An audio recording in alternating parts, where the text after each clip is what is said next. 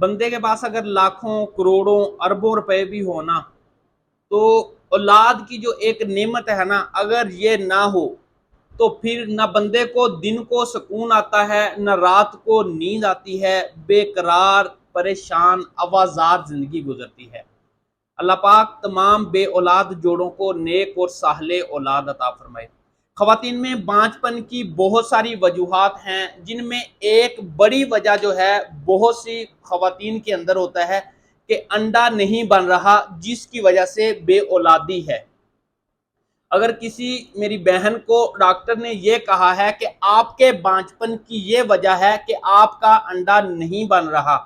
تو میری ہومیوپیتھک میں ایک ایسی میڈیسنز ہے جس کو میں اگر یہ کہوں کہ یہ انڈے بنانے والی فیکٹری ہے، مشین ہے، تو یہ غلط نہیں ہے۔ اتنی طاقتور میڈیسنز ہے نا،